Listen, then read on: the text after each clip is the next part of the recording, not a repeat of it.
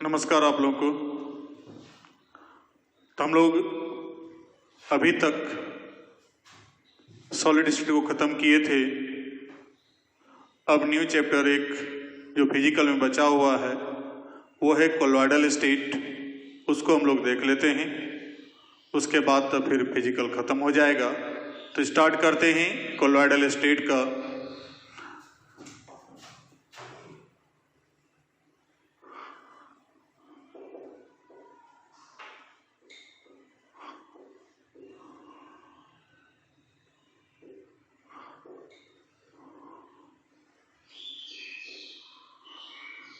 तो colloidal state Hindi में बोलते हैं कोलॉइडल अवस्था। तो कोलॉइडल स्टेट किसको कहते हैं, तो ये तो पहले इसका देखेंगे उल्टा करके क्या इतिहास है। तो इतिहास जब उल्टा के देखते हैं तो पहले पदार्थ को जो है थॉमस ग्राहम का नाम सुने होंगे। ग्राहम्स लॉ ऑफ डिफ्यूजन हम लोग देखे थे गैसेस स्टेट में। तो ग्राहम साहब ने जो है जितने भी पदार्थ था उसको दो भागों में बांटा, एक क्रिस्टलॉइड, दूसरा कोलॉइड।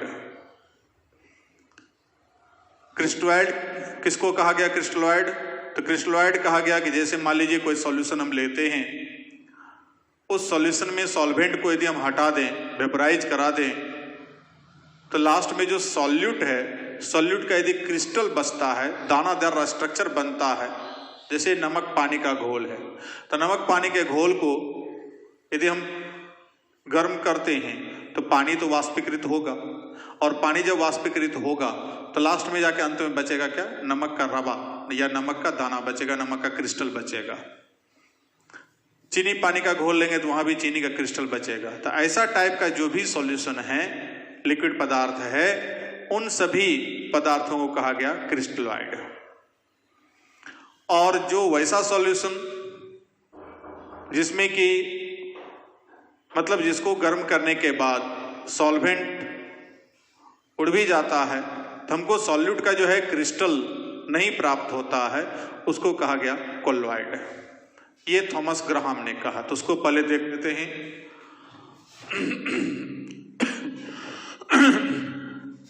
तो पहले टाइप्स ऑफ सॉल्यूशन, क्योंकि कोलॉइडल स्टेट यहां सॉल्यूशन के लिए ही आया है।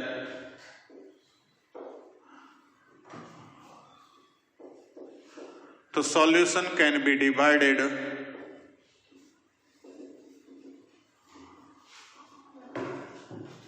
by the help of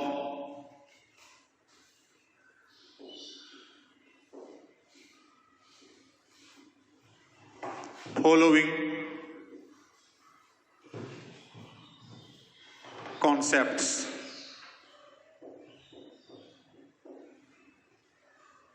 एक कॉन्सेप्ट है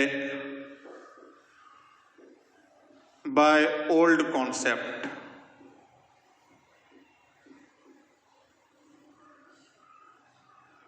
पुराने सिद्धांत के अनुसार।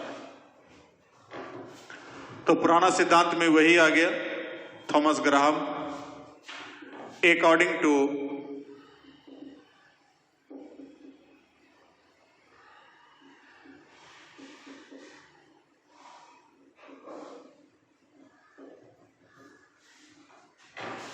solution can be divided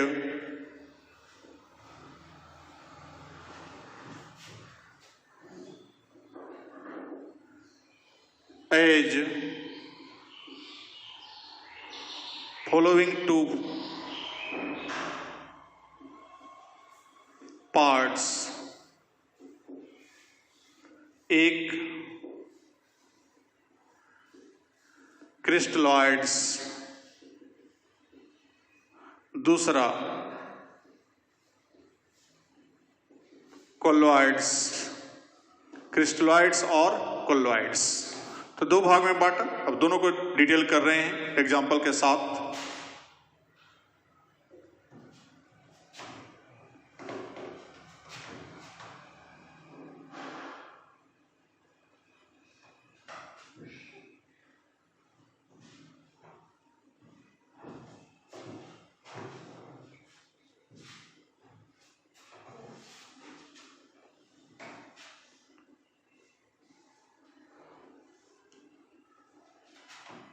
following यहां पर है।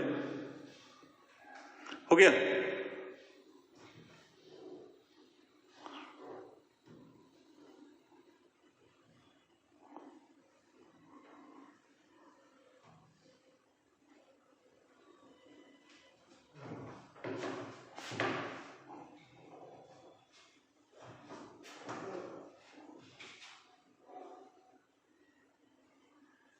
तो पहले लेकर चलते हैं क्रिस्टलॉइड को।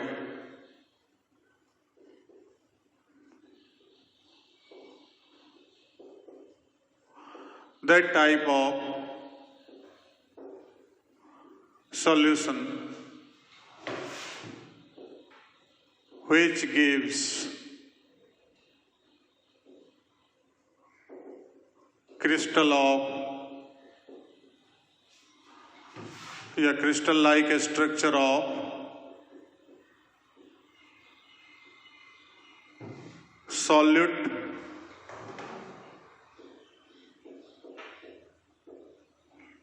after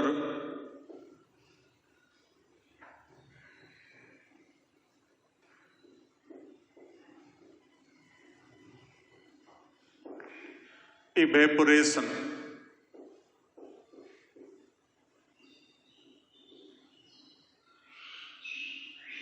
of solvent is called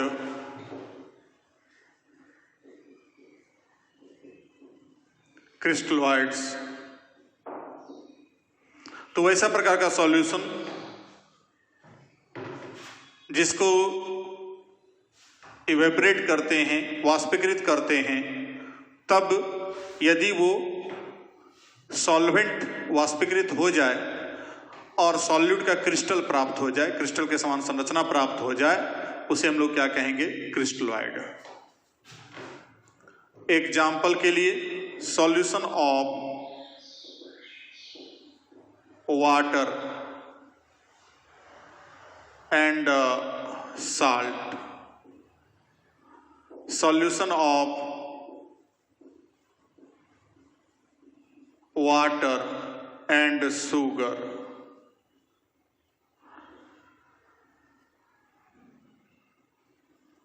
solution of water and lime etc. तो इस ढंग का जो भी पदार्थ होगा वो सब का सब क्या कहलाएगा? क्रिस्टलॉइड। क्योंकि इसका जब हम लोग इवेपोरेशन कराते हैं, वाष्पीकरण कराते हैं, तो वाष्पीकरण कराने के बाद हमको क्या होगा? सॉल्यूट का क्रिस्टल प्राप्त होगा, साल्ट का, शुगर का, लाइम का। लाइम मतलब चूना। तो चूना का जाकर के जो है कि हमको क्रिस्टल प्राप्त होता है। तो इस ढंग का जो भी सॉल्यूशन होगा वो सब का सब क्या कहलाएगा? क्रिस्टलॉइड। ठीक है, आगे कोलोइड्स।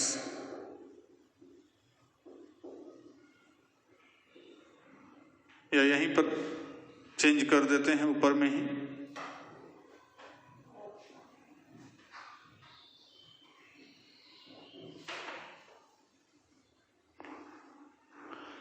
तो क्रिस्टलॉइड की जगह पर अब ला लेते हैं कोलोइड्स।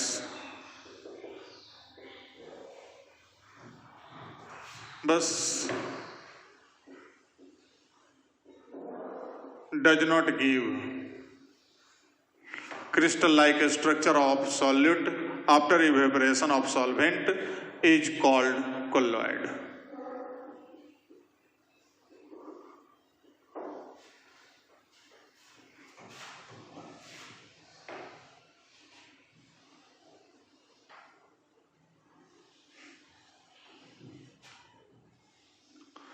एग्जाम्पल यहां पर मिल्क, ब्लड, गम एटसेट्रा। तो ये सब जो भी पदार्थ है ये क्या है? कोलोइड है। दूध कोलोइड है, ब्लड कोलोइड है, गम मतलब वो खुशी गम वाला गम नहीं, ये गम है गोंद वाला, जो जेली टाइप का सब्सटेंस है, तो उसको हम लोग कहते हैं यहाँ गम।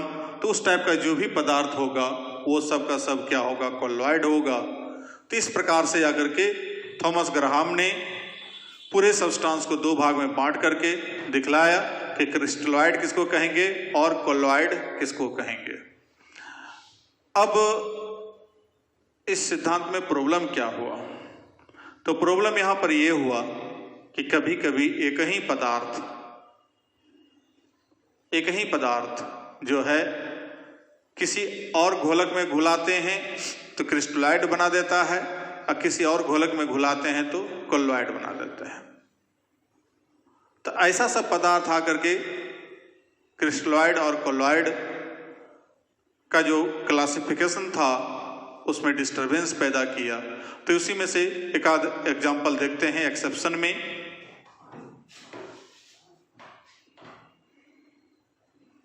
Exception,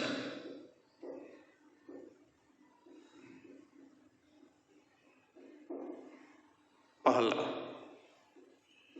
when soap is dissolved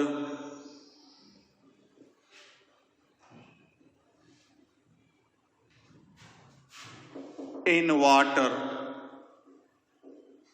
then it behaves like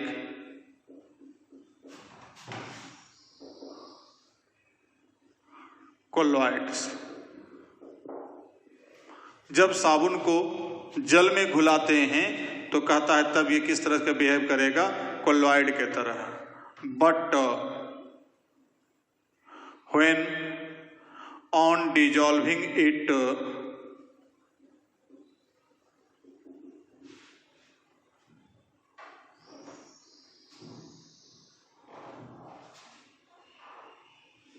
in kerosene और benzene, it behaves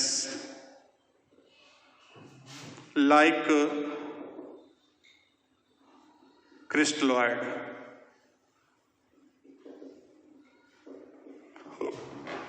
kerosene oil या बेंजीन ये सॉल्वेंट के रूप में यहां पर है, उसमें यदि साबुन को घुला के देखिएगा तब वो बनाएगा क्या, क्रिस्टलॉइड बनाएगा। कि बेंजीन उड़ जाएगा, बेंजीन को वेपराइज करवा दें तो बाकी साबुन का क्रिस्टल के रूप में, दानेदार स्ट्रक्चर के रूप में उनको संरचना प्राप्त होगा। केरोसिन में डालेंगे तो भी वही बात होगी। जबकि जल में घुलाते हैं तो जल में घुलाने के बाद जो सॉल्यूशन प्राप्त होता है वो क्या है, कोलॉइड की तरह काम कर रहा है। तब ये डिस्टर्ब आके कर दिया कि कहीं पदार्थ क्रिस्टलॉइड भी बना रहा है और कोलॉइड भी बना रहा है, उसको दे।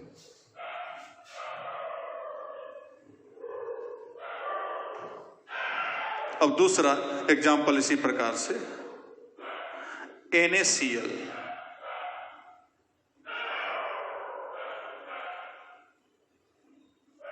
forms crystalloids on dissolving it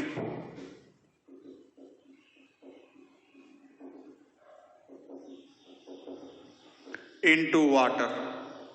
जब नमक को जल में घुलाते हैं तो वो क्या बनाएगा, crystalloid. whereas on dissolving it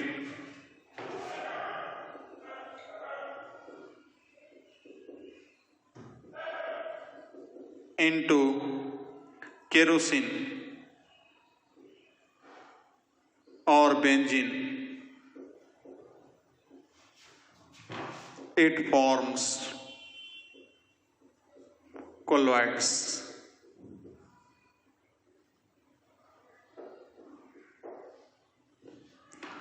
तो हम लोग यहां पर देखें कि सोप को जब हम पानी में घुलाते हैं तो वो कोलॉइड बना रहा है, और केरोसिन बेंजीन में जब घुलाते हैं तो हम लोग क्या होता है, क्रिस्टलॉइड की तरह बना रहा है।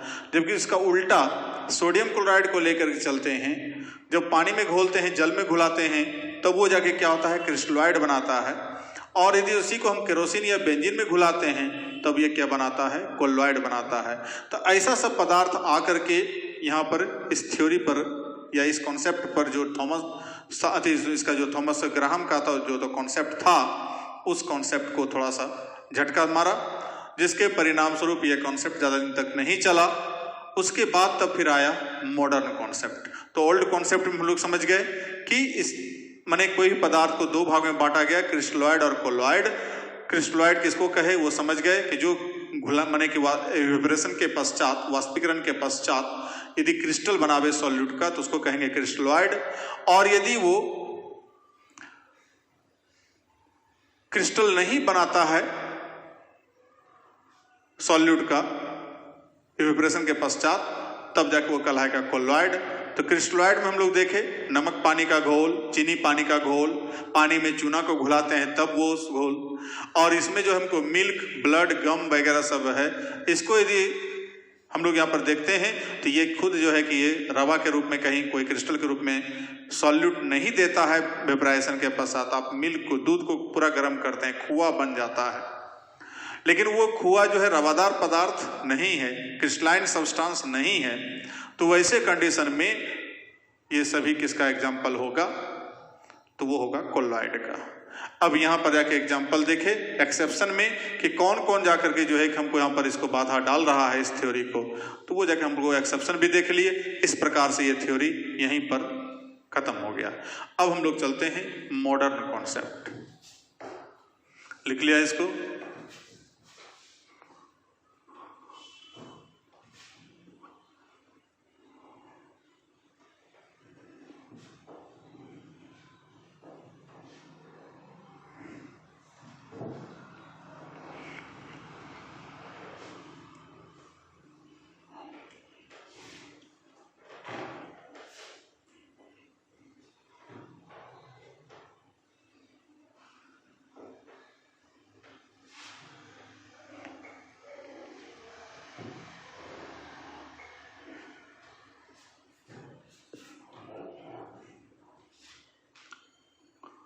B number by modern concept.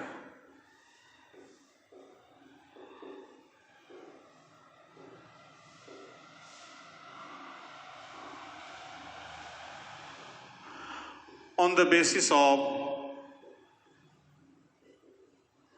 size of particles of solute solution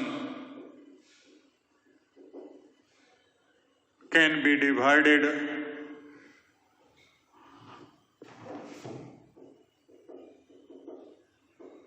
into following three types.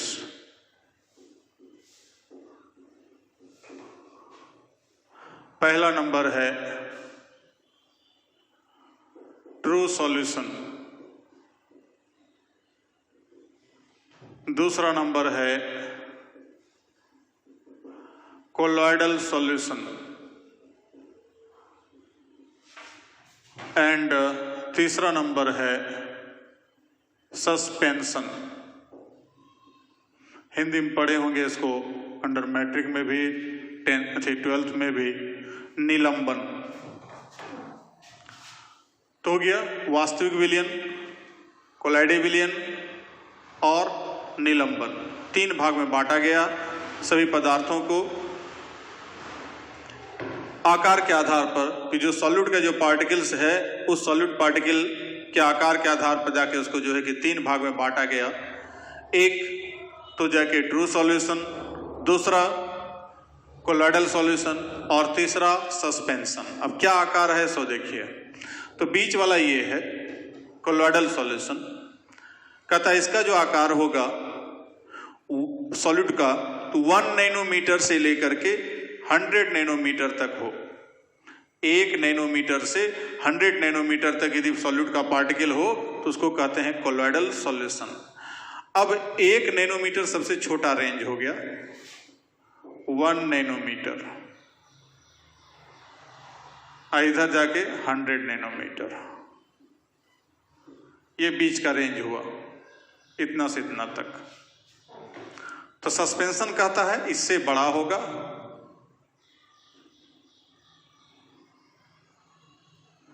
Larger than 100 nanometre,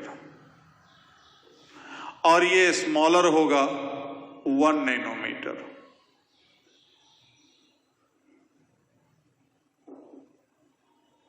तो 1 नैनोमीटर से छोटा तब हो जाएगा ट्रू सॉल्यूशन। 1 नैनोमीटर से 100 नैनोमीटर तक के बीच का रेंज होगा तो वो हो जाएगा कोलॉइडल सॉल्यूशन। और सस्पेंशन में हो जाएगा 100 नैनोमीटर से बड़ा हो जाएगा पार्टिकल का साइज, उसको क्या कहेंगे? सस्पेंशन। इसको पहचानना आसान है। जो कंडीशन इसका है कि इसको यदि हम छोड़ देते हैं थोड़ा देर के लिए तो ये अपने जो है कि इसका सॉल्यूट का जो पार्टिकल्स है वो नीचे जम जाता है। जैसे चूना पानी का घोल है, मिट्टी पानी का घोल है, थोड़ा देर के लिए छोड़ दीजिए तो मिट्टी नीचे जम जाएगा, पानी ऊपर हो जाएगा, चूना नीचे जम जाएगा, पानी ऊपर चल जाएगा। तो वहां पर जाकर क्या होता है कि हमको वो सस्पेंशन है। और कोलॉइडल सॉल्यूशन में क्या है कि ये किसी केमिकल रिएक्शन के बाद ऐसा होगा। जैसे दूध फट जाता है तो दूध जब फटेगा कब? तो जब उसमें कोई खट्टा पदार्थ डालेंगे, केमिकल रिएक्शन डालेंगे, तब वो फटेगा। तब देखिए कि छेना अलग हो गया, पानी अलग हो गया। ब्लड है, ब्लड जब हवा के संपर्क में जब आता है बाहर, जब हम लोग का ब्लड कटता है तो हवा के संपर्क में जब आएगा तब वो जाकर क्या होगा? ब्लड का थक्का अलग बनेगा, पानी अलग बन जाएगा। तो ये सस्पेंशन का काम है। जस्ट सबको अंतर जब बतलाएंगे तो वहां पर चर्चा करेंगे। और ट्रू सॉल्यूशन में जो है ये क्या है? प्योर ट्रांसपेरेंट सॉल्यूशन है। इसमें पार्टिकल का साइज कभी हमको यहाँ पर इतना छोटा पार्टिकल का साइज है, इसमें कभी अलग होता नहीं है जनरली। तो वैसे कंडीशन में जाकर के जो है कि इस प्रकार के सॉल्यूशन को हम लोग क्या कह दिए? True solution. तो यहाँ पर जाके हम लोग तीनों को अलग अलग देखते हैं साइज के आधार पर।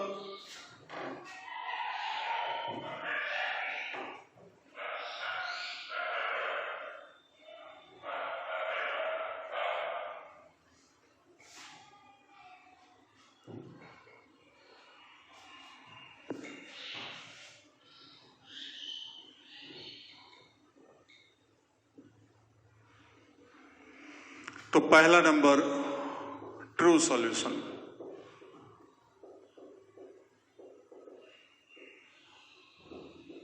That type of solution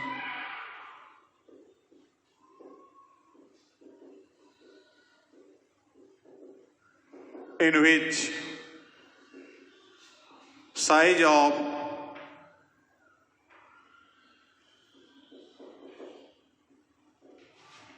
solute particles is less than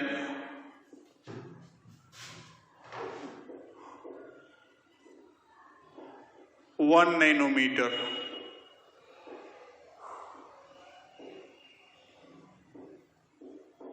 is called true solution.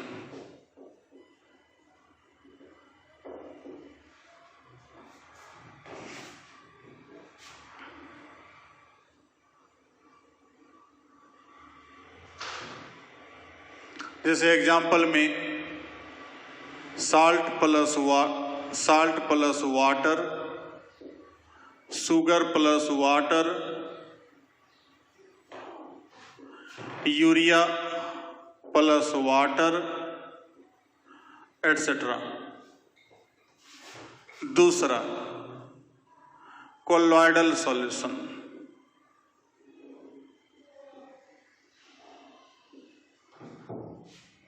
That type of solution in which size of solute particles is 1 nanometer to 100 nanometer is called colloidal solution। Example में blood, milk, butter etcetera, और भी बहुत example है, just देखेंगे। तीसरा suspension,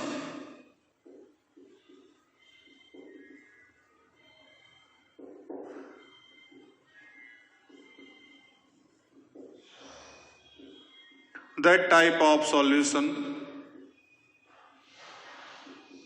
in which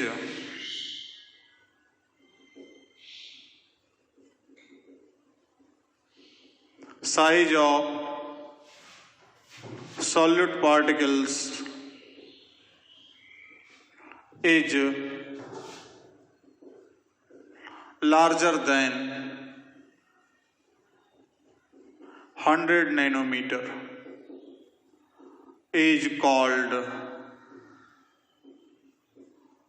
suspension. Example, lime plus water,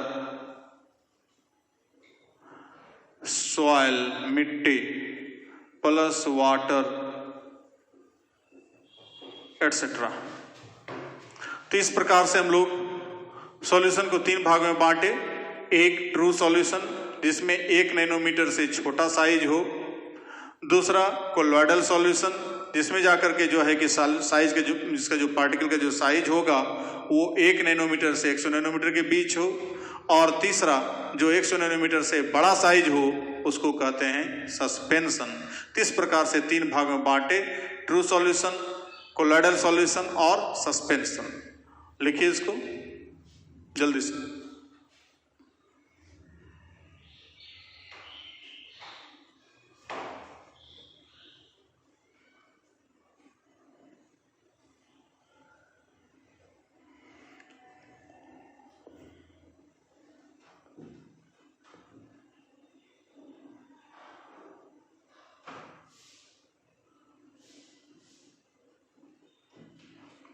हो गया होगा?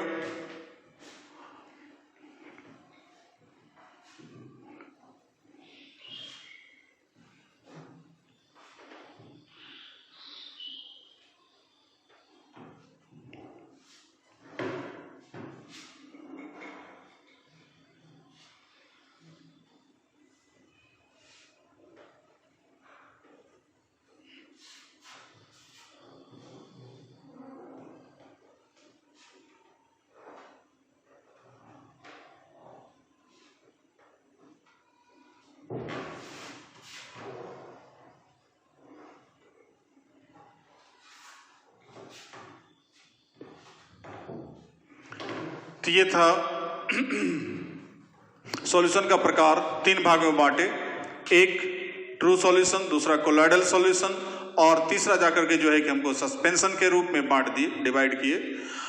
अब इसका तीनों का कंपैरिजन, तुलना, और भी कुछ कैरेक्टर है जिसके आधार पर तीनों को कंपैरिजन कर सकते हैं। तो अगला टॉपिक जो हम लोग देखेंगे, कंपैरिजन एमंग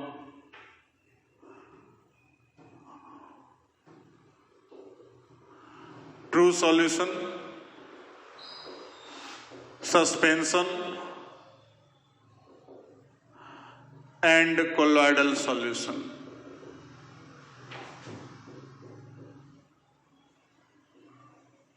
तो इस तीनों के बीच डिफरेंस देखना है, अंतर देखना है।